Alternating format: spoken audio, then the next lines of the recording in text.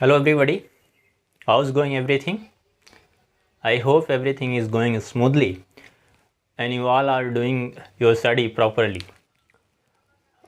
Student, last session में हम लोगों ने बात किया था कि कुछ डॉक्यूमेंट्स रिक्वायर्ड हैं हम लोग को स्टडी स्टार्ट करने के लिए, न्यू क्लास स्टार्ट करने के लिए, जिसमें हमने सिलेबस आपको कहा था कि सिलेबस ज़रूर आप ले लीजिए, सिलेबस अपने पास रखिए और उससे आपको एक आइडिया रहेगा कि कितने टॉपिक कवर हुई, कितना हमको किस टॉपिक से हम कितना कर पा रहे हैं, तो वो ज़रूरी है। दूसरे हमने कहा था कि एनसीईआरटी बुक कहीं से अरेंज कर लें, नहीं हो तो प्रिंट ले लें, ऑनलाइन है, वहाँ से 2-3 चैप्टर की तब तक आ जाएगी बुक। बहरहाल आई होप सबने अरेंज कर लिया होगा। 2-3 दिन लेट इसलिए हुआ, मैं सोचता था कि आपके पास ये रिक्वायर्ड डॉक्यूमेंट हो जाएं, फिर स्टार्ट करते हैं हम लोग। तो आज से हम लोग चैप्टर को आगे शुरू करेंगे। लास्ट सेशन में हम लोगों ने बात किया था कि चार्जेस क्या हैं, उनकी कुछ एक प्रॉपर्टी, जैसे quantization of charge, conservation of charge, या चार्ज कैसे क्रिएट होते हैं, क्या है इंडक्शन से, कंडक्शन से। तो ये सारा कुछ हम लोगों ने बेसिक जो इस चैप्टर का था उसको हम लोगों ने डिस्कस किया था। आज से हम लोग इसको उसके आगे सीखते हैं। अब ये था कि लास्ट टर्म पे ही हम लोगों ने बात किया था कि दो चार्जेज के बीच में एक इंटरेक्शन होता है। Like charges are repel each other and unlike charges are attract each other. तो ये जो इंटरेक्शन है बिटवीन द चार्जेज, इसी को आज हम लोगों को सीखना है। और इसको इसके ऊपर एक लॉ दिया कूलम ने, जिसको कूलम लॉ बोलते हैं। Basically coulomb law is nothing but interaction between the charges, about interaction between the two charges, whether it is like or unlike charges. So we are just going to start Coulomb law.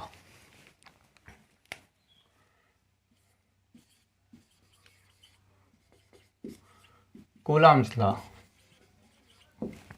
Coulomb's law क्या है?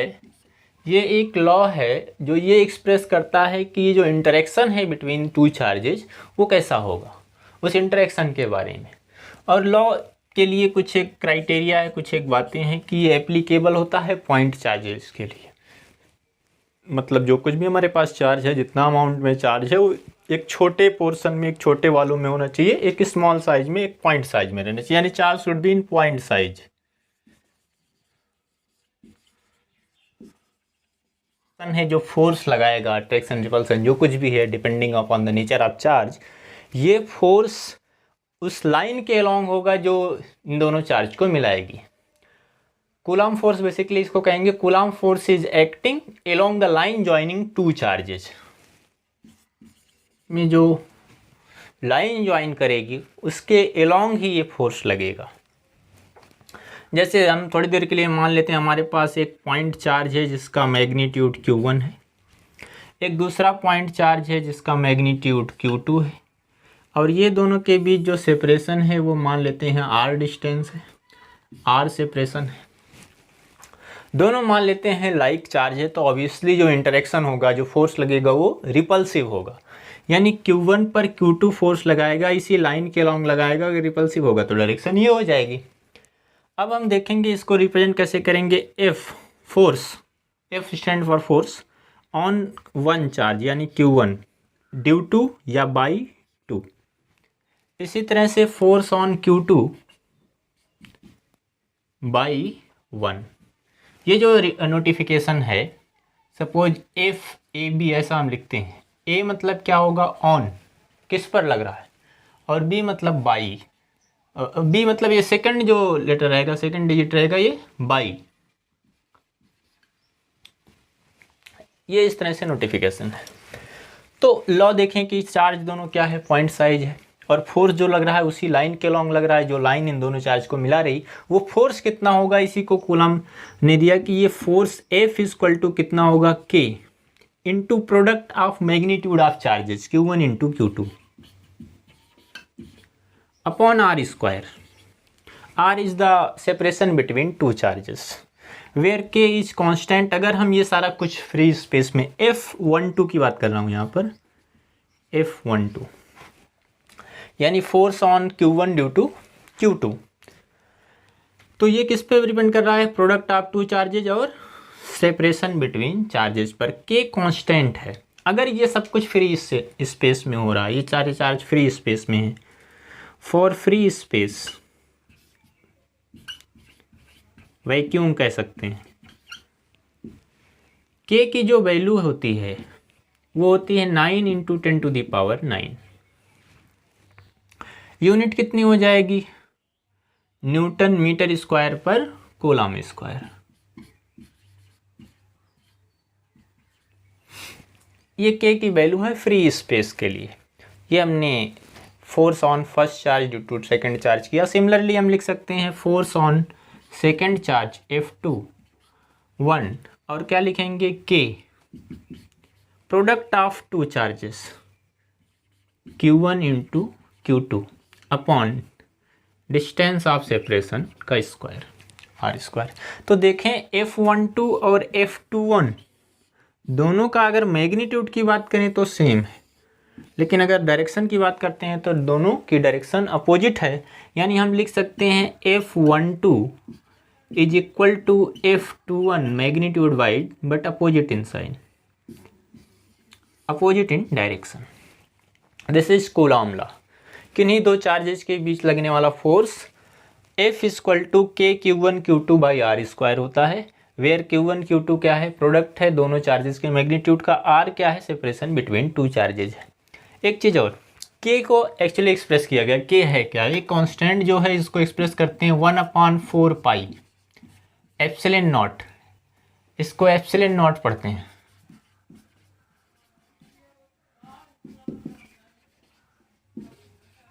Epsilon not, epsilon not permittivity होती है। This is the property of medium, we will discuss in detail later. इसके बारे में हम लोग epsilon not जो परमिटिविटी होती है इसके बारे में डिस्कस करेंगे। अभी हम सिंपली लॉ पे चल रहे हैं। तो k equal to 1/4 pi epsilon not. 1/4 pi क्यों? क्योंकि ये जो इफेक्ट प्रोड्यूस करेगा अपने चारों तरफ करेगा, तो उसमें से एक लाइन पे लिख रहे हैं इसलिए 1/4 पाई। और एप्सिलॉन नॉट मीडियम की प्रॉपर्टी है। तो ये कूलॉम लॉ है। अब फोर्स को डिस्कस कर रहे हैं तो no doubt force is vector quantity, so we required vector form of Coulomb law, या उस पर क्वेश्चन भी फ्रेम होते हैं यूनिट वेक्टर के टर्म पर या पोजीशन वेक्टर के टर्म पर। तो हम दूसरा हमारा जो टॉपिक होगा वो क्या है? Vector form of Coulomb law है।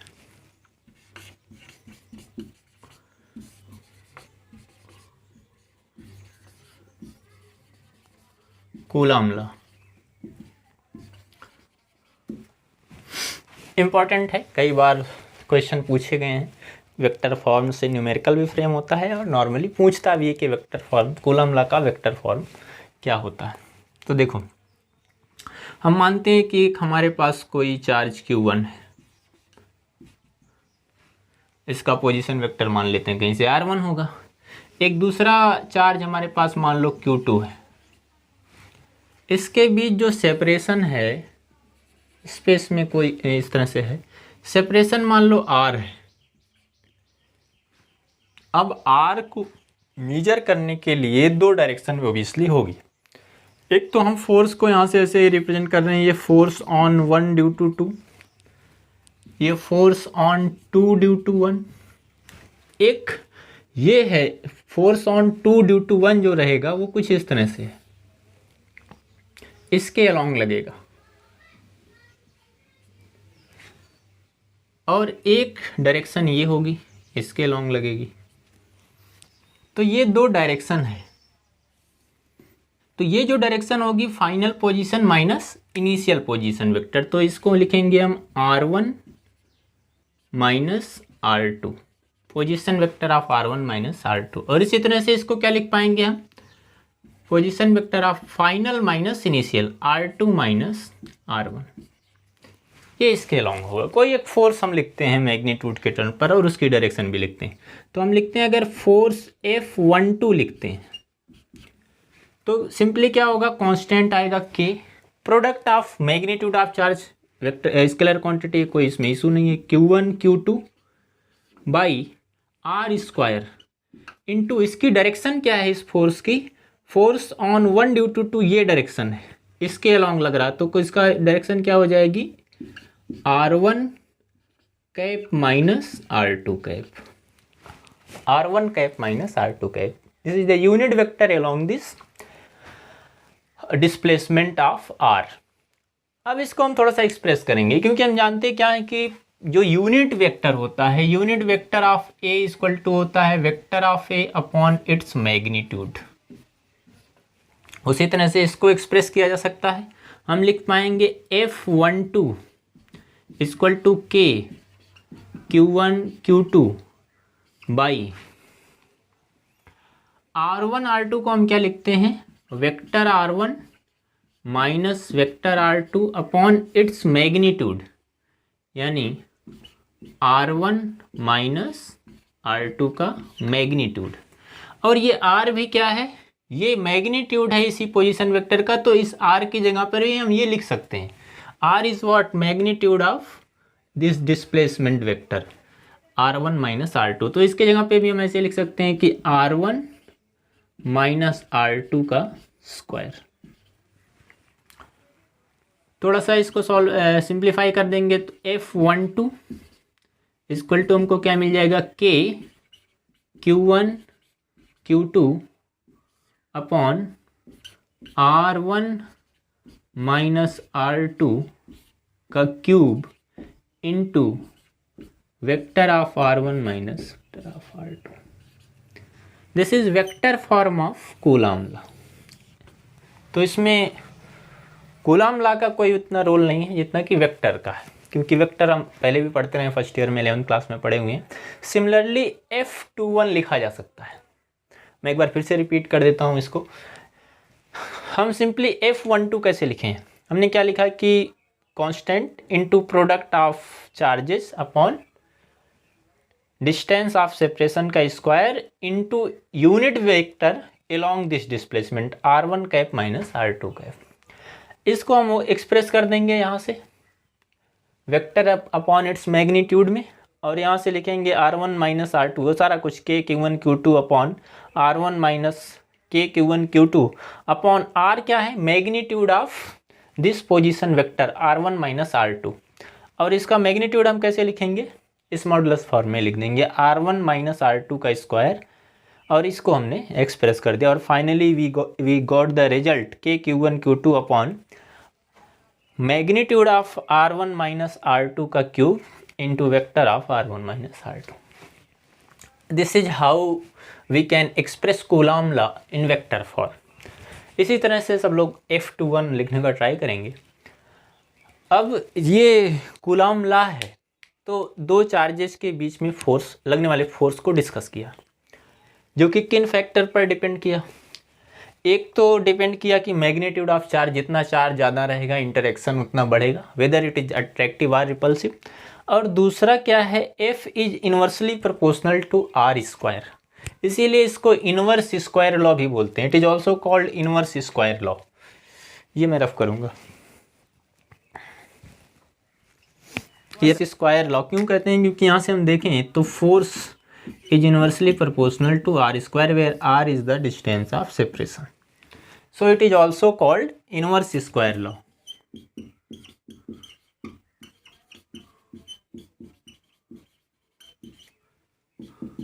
इनवर्स स्क्वायर लॉ भी इसको कहते हैं।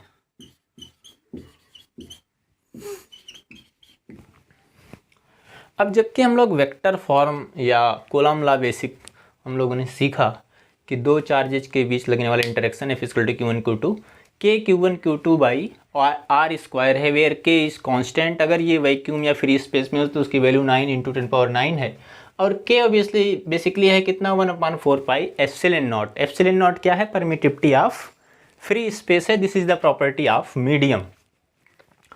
अब अगर एक से ज़्यादा चार्जेज हुए, in the case of more than 2 charges, then how we apply the Coulomb law।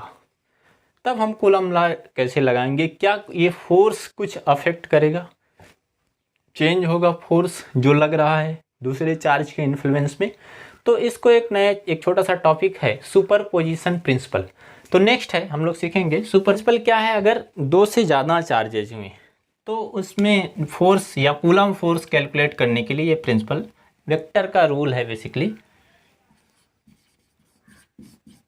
Super if we have more than 2 charges in a place, then for calculating the net force on a charge we apply the superposition principle. Suppose we have a charge q1, a point charge q1, and along with it we have some other charges like one is q2. Obviously q1 q2, there is a interaction between q1 and q2 and along the line joining this एक और charge हमारे पास है, मानते हैं यहाँ पर है q3. तो ये जो फोर्स है, फोर्स ऑन 1 ड्यू टू 2, इसको हम लिखेंगे F12. इस तरह से इस Q1 पर फोर्स लगाएंगे. बाकी ये चार्जेस हम इस पे भी लगा सकते थे, इस पर सारे चार्ज लगा से लगाएंगे. तो ऑब्वियसली मैंने एक लिया है उसमें से. तो पहले तो ये सुपरपोजिशन प्रिंसिपल है क्या? Superposition principle tells us that force acting on a charge due to some other charges present, force on q1 due to some other charges which are present is like that. So net force on q1 is the vector sum of the force acting due to या applying to due to each charges. जो net force q1 पर होगा, इन सारे force का क्या होगा? Vector sum होगा. This is superposition principle. Net force जो इस पर नेट फोर्स होगा वो बाकी सारे चार्जेस के थ्रू लगाए गए फोर्स के वेक्टर सम के बराबर होगा. यानी हम अगर लिखना चाहें कूलॉम लॉ के अकॉर्डिंग तो लिखेंगे F net equal to k Q1 Q2 by distance of separation. थोड़ा सा हम डिस्टेंस अगर लिख लें, मान लो ये डिस्टेंस है R12, ये डिस्टेंस है R13, ये डिस्टेंस है R14 और ये डिस्टेंस है R1n. तो के Q1 Q2 बाई R12 का square into unit vector of R12 plus k Q1 Q3 force on 1 due to force on charge Q1 due to Q3 upon R13 का square into unit vector of R13 का cap. इसी तरह से सबको जोड़ते जाएंगे. के Q1 Q2 Qn मान लो R1n का स्क्वायर R1n का कैप. तो हमने क्या किया, सिंपली इंडिविजुअल फोर्सेस निकाल लिए और सबका वेक्टर सम कर दिया. तो एफ नेट क्या हो गया हमारे पास, कांस्टेंट कर लें के और Q1 सब में कांस्टेंट है, के कॉमन है, Q1 ये सब में कॉमन है और हमारे पास जो मिलेगा वो क्या मिलेगा, Q2 अपॉन R12 का स्क्वायर इंटू R12 का cap plus Q3 upon R13 का स्क्वायर इंटू R13 का कैप. इसी तरह से सबको जोड़ सकते हैं. Qn अपॉन R1n का स्क्वायर इंटू R1n का कैप. चाहे तो इसको हम थोड़ा सा कंप्रेस भी कर सकते हैं और लिख सकते हैं F net equal to k Q1 into summation of i equal to 2 to n QI upon R1I का स्क्वायर इंटू R1I का कैप. आई की वैल्यू 1 2 3 रखते जाएंगे और ये एक्सप्रेस हो जाएगा जो फार्मूला यहाँ पे लिखा गया है. तो this is how force on any one charge, किसी एक पर नेट फोर्स निकाल सकते हैं due to all other charges.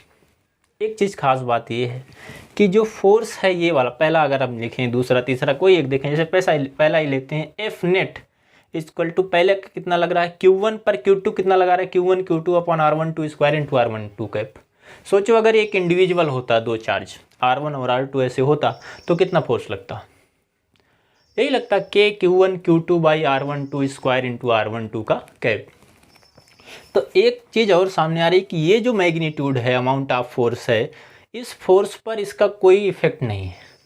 यानी इंडिविजुअल फोर्स पर कोई इफेक्ट नहीं पड़ता है और चार्जेस के होने की वजह से हाँ नेट चार्ज चेंज हो जाता है. ये भी सुपरपोजिशन प्रिंसिपल का एक स्टेटमेंट है कि there is no effect on individual on force applied by individual charges but net force is the vector sum. There is no effect on force due to individual charges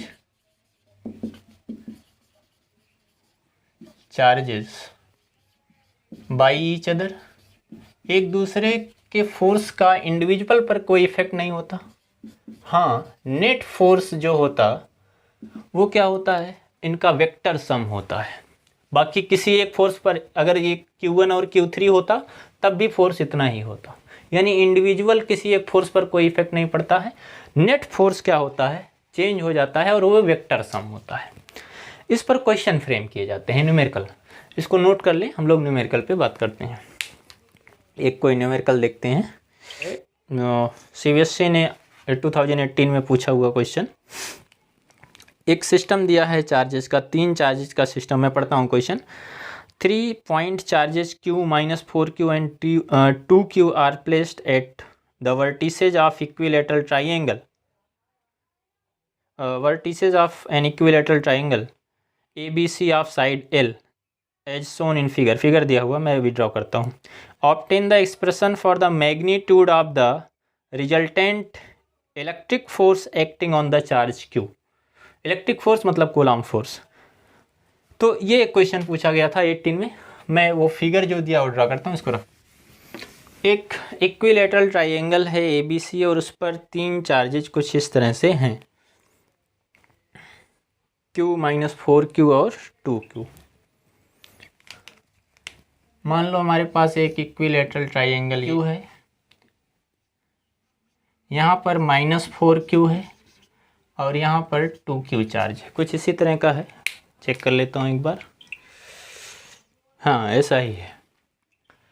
हमसे पूछा जा रहा है कि इस Q पर नेट फोर्स क्या होगा. हमने अभी इससे पहले सुपरपोजिशन प्रिंसिपल पढ़ा.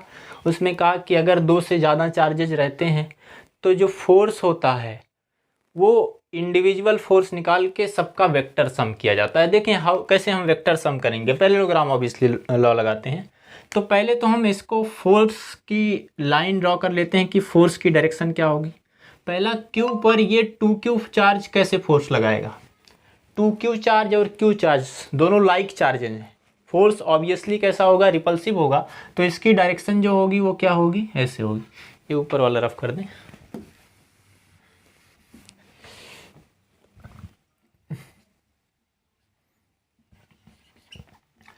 इसके अलोंग लगाएगा कौन सा फोर्स, ये वाला चार्ज इस पर फोर्स लगाएगा. ये होगा F. मान लो इसको हम लिख देते हैं, ये A है, ये B है, ये C है.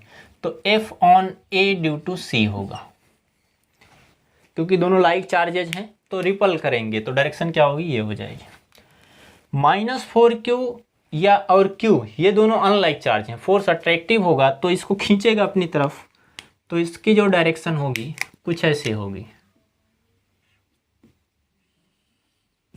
ये जो फोर्स है वो कौन सा है, F on A due to B. इसकी डायरेक्शन ये दोनों फोर्स हम लोगों ने यहाँ पर ड्रॉ कर लिया. अब देखें अगर ये इक्विलेटरल ट्राइंगल है तो सारे एंगल कितने होंगे, 60 होंगे. ये अगर स्ट्रेट लाइन तो 180 होगा. तो ये एंगल कितना हो जाएगा, 120 डिग्री हो जाएगा. क्योंकि वेक्टर सम करना है तो हमको एंगल, दोनों वेक्टर के बीच का एंगल भी रिक्वायर्ड होगा. तो पहले तो इंडिविजुअल हम फोर्स लिखते हैं कि force on A due to B कितना होगा. इस तरह से ड्रॉ कर लेंगे. हर केस में फोर्स की डायरेक्शन ड्रॉ कर लेंगे फिर वेक्टर लगाएंगे. तो हम पहले लिखते हैं क्या है कि force on A due to B equal to K. Q1 कितना है, Q है. Q2 कितना है, 2Q है. बाई R स्क्वायर, R मतलब कितना है, L स्क्वायर है. ये force on A due to B है. उसी तरह से लिख सकते हैं कि similarly F on A due to C. एक सेकंड, B वाला कितना चार्ज है, 4Q है. तो यहाँ 2Q नहीं बल्कि 4Q. एक चीज़ और ध्यान रखोगे कि यहाँ पर निगेटिव या पॉजिटिव साइन नहीं लिखा जाएगा. It simply tells us about the direction of force. ये Q1 Q2 जो लिखा जाता है वो मैग्नीट्यूड लिखा जाता है, तो उसमें पॉजिटिव चार्ज है निगेटिव चार्ज है, इससे हमको कुछ लेना देना नहीं, उसका मैग्नीट्यूड लिखना है। उसी तरह से force on a due to c equal to क्या लिखेंगे, के। फर्स्ट चार्ज कितना है, Q है, सेकेंड चार्ज कितना है, 2Q है, अपॉन डिस्टेंस कितनी है, उतनी है L स्क्वायर। तो इसको थोड़ा सिंप्लीफाई करके देखोगे तो हो जाएगा K into 4Q square upon L square, और इसको सिंप्लीफाई करोगे K into 2Q square upon L square. ये दोनों हो गए। नेट फोर्स कितना आएगा, नेट फोर्स इनका वेक्टर सम आएगा, तो वेक्टर सम के लिए क्या लिखेंगे, एफ नेट क्या लिखोगे, एफ नेट इक्वल टू क्या होगा, दो वेक्टर हैं और उनके बीच कोई एंगल है तो उसका नेट क्या होता है, root a square plus b square plus 2ab cos theta. तो मैं ऐसे यहाँ भी लिखूंगा, एफ नेट हो जाएगा कितना, root F A B square plus F A C square plus 2 first into second into cos theta, 2FAB into FAC into cos theta, और थीटा कितना है 120 डिग्री है। सारी वैल्यू रख देते हैं। देखो ये क्या है, K into 2Q square by L square, K into 4Q square by L square. अगर ये F है तो ये कितना हो जाएगा, 2F हो जाएगा। मान लेते हैं ये कितना है, F है, तो ये कितना हो जाएगा 2F, 2 गुना दिख रहा है तो हम यहाँ पे रखते हैं। देखो ध्यान देना, रूट FAB, AB मतलब कितना है 2F है, 2F स्क्वायर प्लस FAC कितना है F है, F square plus 2 into 2F into F into cos 120। Cos 120 की वैल्यू कितनी होती है, कॉस 60 1/2, और कॉस 120 कितना हो जाएगा, -1/2। ये इससे कैंसिल हो जाएगा, हमारे पास मिलेगा कितना, 2F स्क्वायर यानी 4F का स्क्वायर बचे plus F square plus 2F या -2F square, 5F square minus 2F square, तो ये जाएगा रूट 3F स्क्वायर यानी रूट 3 इंटू F। F क्या है उधर लिखा है, रख देंगे, हमारे पास आंसर आ जाएगा कितना, root 3 into K into 2Q square by L square. This is F net and this is how we can solve the net force on any one charge due to array of some charges। Polygon based question इस पे frame होते हैं, मान लो quadrilateral हो गया तब भी है, ट्राइंगल हो गया तब भी है, तो हमको सिंपली वेक्टर सम निकालना होता है। और वेक्टर सम के लिए खास बात क्या रखनी होती है कि हमको ये डायरेक्शन इंपॉर्टेंट है, तब जाके ये रूल हम लगा पाएंगे। NCERT में इसके बाद 2-3 क्वेश्चन दिए हैं सॉल्व प्रॉब्लम, उसको सब लोग सॉल्व करना, यहाँ तक की नोट तैयार कर लेना, एक बार रिवाइज कर लेना। कल से फिर हम लोग इस पर डिटेल स्टडी और कुछ सीखेंगे कि फोर्सेस में अगर मास वगैरह का कंट्रीब्यूशन देता है तब क्या होगा, या और दूसरा कॉन्सेप्ट कोई सीखेंगे कि ये जो परमिटिविटी है ये क्या है, इस पर क्या क्या फैक्टर डिपेंड करते हैं। ये सारा कुछ हम लोग कल के क्लास में सीखेंगे। आज से स्टार्ट करते हैं तो ऑलमोस्ट समझिए कोई डिस्टर्बेंस अगर नहीं हुआ तो एवरीडे आपको एक क्लास मिलेगा, और आप आज से शुरू कर दीजिए। Thank you.